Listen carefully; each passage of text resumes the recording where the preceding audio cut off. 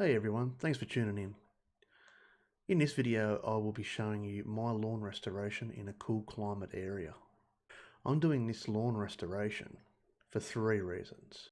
The original old lawn was really tired looking and it had multiple different grasses and it just looked a little bit hideous. The other reason is the NBN come through recently, updated the internet around and cut through a lot of the lawn and put in some random grass that I really wasn't happy about. And also, with the COVID lockdowns, I just wanted to get outside. The weather was warming up. I just wanted to get outside. I'm going to show you my lawn restoration step by step without taking any shortcuts, and I'll also be showing you what products I'm using as well.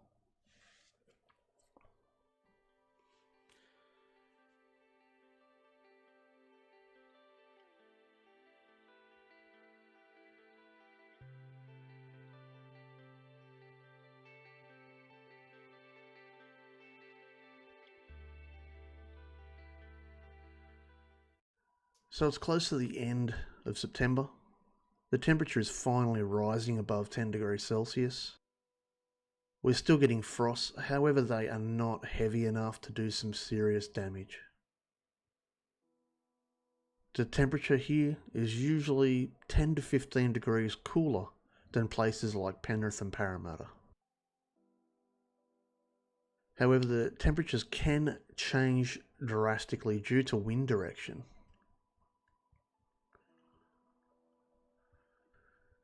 The grass I've decided to go with is tall fescue. This grass can handle the cold, it can handle the drought, and it can also handle foot traffic and the mailman's traffic, obviously.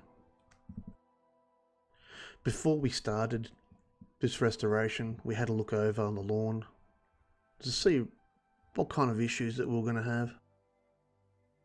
And we found many types of grasses, weeds, and even moss. So the next step was to go and scalp the lawn. This is by putting a lawnmower down on its lowest setting and just running it into the dirt to try and remove everything. This was when we found problems with high spots and low spots. It seemed as if there may have been a caravan or some type of vehicle parked out on the low side of the lawn. I found some topsoil at a good price from the local landscape supplier, but first we had to fix the irrigation system after the NBN Co had been through. With a hand aerator I went over the lawn. I went over the lawn twice, and I even went over the moss patches 2 or 3 times more. So on day 2, we're into the restoration. In day 2, we actually had a few buckets of soil brought down from the local landscape supply. This soil was nitro topsoil.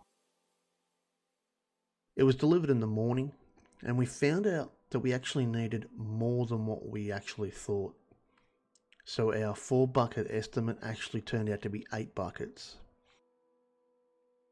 After all that backbreaking work, we decided to call it a day and rested up for the following day, the 3rd day, of seeding and watering. We spread the tall fescue seed with a cheap 12-litre cedar fertiliser wagon. It didn't allow the seeds to be spread evenly. It tended to drop the seed out the corner of the box, leaving a line or a streak of seed which could be seen a few days later. I wish I went with the Scott's seed and fertiliser spreader right from the beginning. Just even the hand one was pretty good. Due to COVID-19, there was no stock left. Everyone had purchased it all beforehand. After that, we raked it all in and we watered it 3 times a day for a month. We didn't get results straight away. However, the first week or two, it started to show signs of the seed growth.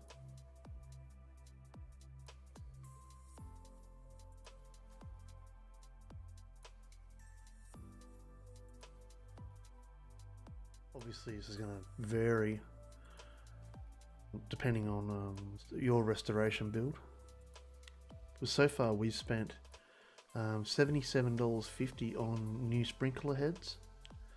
A few of our sprinkler heads had actually cracked or been hit with a lawnmower previous times. We purchased 2 rakes for putting the seed a little bit lower into the ground. I think you could get away with not using a rake. That was at $40 for 2 rakes. I actually purchased some tall fescue from Bunnings. From the brand was Munns. It was 1.1 kilo, and that was $25 for 1 box. I decided not to use that simply because it wasn't 100% tall fescue. There was a mixture of grasses in there, like Kentucky Blue and also perennial rye. I was preferring to have 100% tall fescue. We went down to Lithgow Landscape and Supplies, and they were trying to get rid of a whole heap of tall fescue. For some reason they were getting rid of it. Why, I don't know. And that was actually at $20 for 2 kilos. So that works out to be $10 a kilo. Less than half the price of a Munns box, a Munns 1.1 kilo box. We then decided to go back again and pick up the rest of the seed that they had. And we picked up another 5 kilos for $50. I also picked up a spreader, one of the 4-bar spreaders, and that was at $100. I also purchased a hand aerator, or a corer.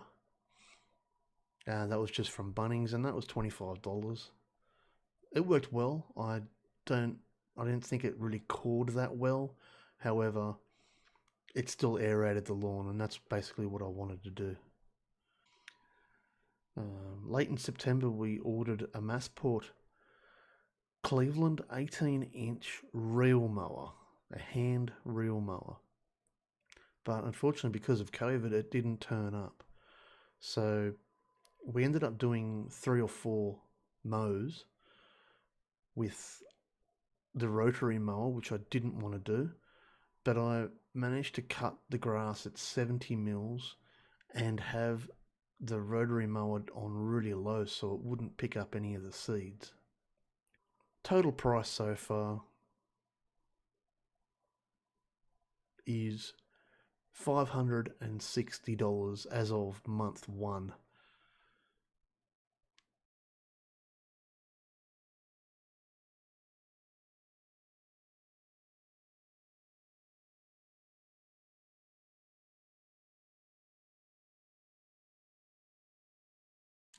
Join me next time when we come back and we have a look at what has happened and how we've progressed over a month. And I'll be showing you all the chemicals and fertilizers that I've used to really get that seed kicking along quick. So join me next time. Don't forget to like and subscribe, that helps me out a lot. And we'll see you then. Catch you later on.